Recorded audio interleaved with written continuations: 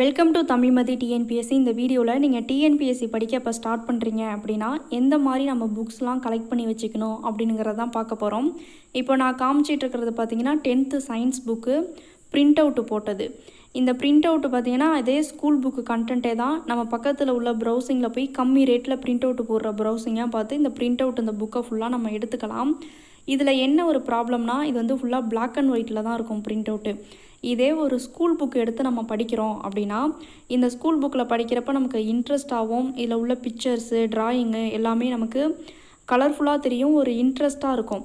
இந்த பாக்ஸு கண்டென்ட்லாம் பார்த்திங்கன்னா ஒரு இம்பார்ட்டண்ட் ஹைலைட் பண்ணி தானே காமிச்சிருக்காங்க. பிரிண்ட் அவுட்டில் அதெல்லாம் தெரியாது. இப்போ ஒரு ஸ்கூல் புக்கில் உள்ள மேப்புக்கும் பிரிண்ட் அவுட் எடுத்த மேப்புக்கும் நிறைய டிஃப்ரென்ஸ் வந்து இருக்கும். மற்றபடி கண்டென்ட்டு ரெண்டுமே ஒரே மாதிரியே இருக்கும். 6th to 10th school books கூட ஸ்கூல் ஸ்டூடெண்ட்ஸ்கிட்ட கலெக்ட் பண்ணிடலாம்.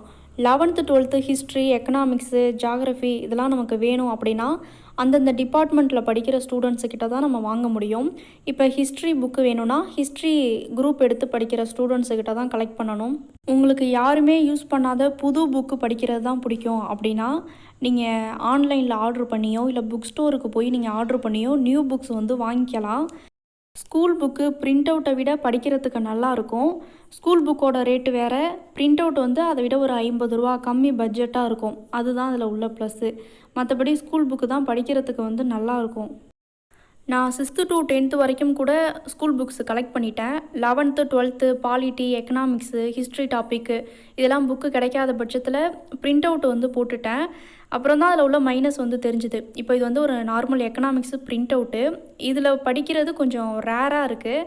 இதே ஒரு எக்கனாமிக்ஸு ஸ்கூல் புக்கு பார்த்திங்கன்னா பார்க்குறதுக்கு ஒரு கலர்ஃபுல்லாகவும் நமக்கு அந்த எக்கனாமிக்ஸ் வந்து படிக்கணுங்கிற ஒரு இன்ட்ரெஸ்ட் வரும். நீங்கள் நியூ புக்ஸே வாங்கிக்கோங்க. இல்லை உங்கள் ரிலேட்டிவ் உங்களுக்கு தெரிஞ்சவங்க யாராவது இந்த மாதிரி economics group, polity group, history group படிக்கிறவங்க இருக்காங்க அப்படின்னா நீங்கள் அப்படி தான் புக்ஸ் வந்து கலெக்ட் பண்ணணும்.